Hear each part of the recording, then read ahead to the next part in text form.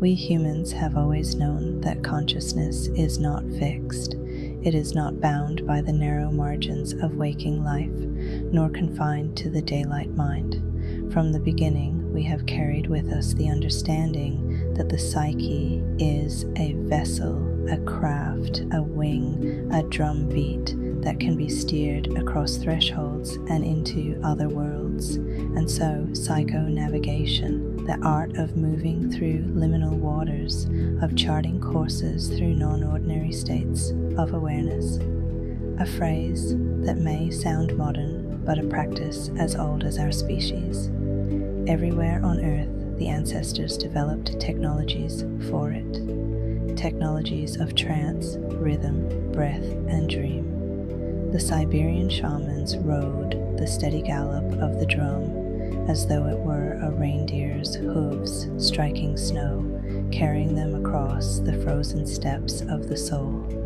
In the Amazon, the curanderos sang their icaros, medicine songs taught by the plants themselves that opened doorways through the green labyrinth of the spirit world.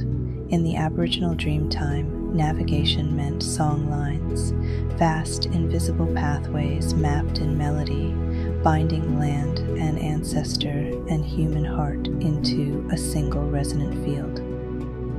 These are not mere stories. They are maps of consciousness drawn and redrawn for tens of thousands of years, and they show us something that modern discourse often forgets, that trance, dream, and vision are not hallucinations, not deviations from reality, but deeply human technologies for perceiving more of reality.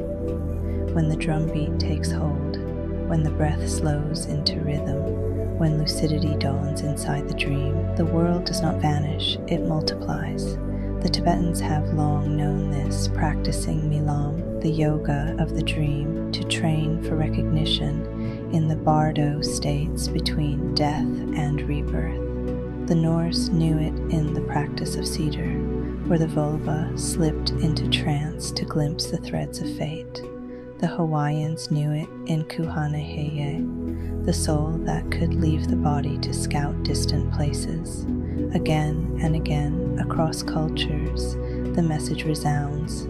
Consciousness moves. The boundaries of self are porous. The realms interpenetrate. And in our own age, an age of static and screen glow, of information torrents that distract but do not transform, these ancient arts do not lose relevance. They become more essential. For the drum still beats, the dream still opens, the pathways are still there, waiting to be walked. Psychonavigation is not escapism, it is apprenticeship to the maps within, to the guides and powers that emerge in trance and dream, storm and serpent, ancestor and star. To navigate consciously is to enter into dialogue with the larger intelligence that surrounds us, to recognize that the psyche itself is not a closed loop, but an ocean threaded with currents that reach far beyond the individual mind. And so when we practice, when we let the drum carry us, when we breathe into the trance, when we awaken within the dream, we do what humans have always done. We learn to travel. We remember that consciousness is a vessel. We relearn the art of steering it across thresholds. To psychonavigate is to rejoin the oldest lineage of all, the lineage of travelers between worlds, the lineage of those who knew that purpose, healing, and vision are not confined to the daylight mind, but are found in the liminal, the in-between, the spaces where ordinary and extraordinary converge.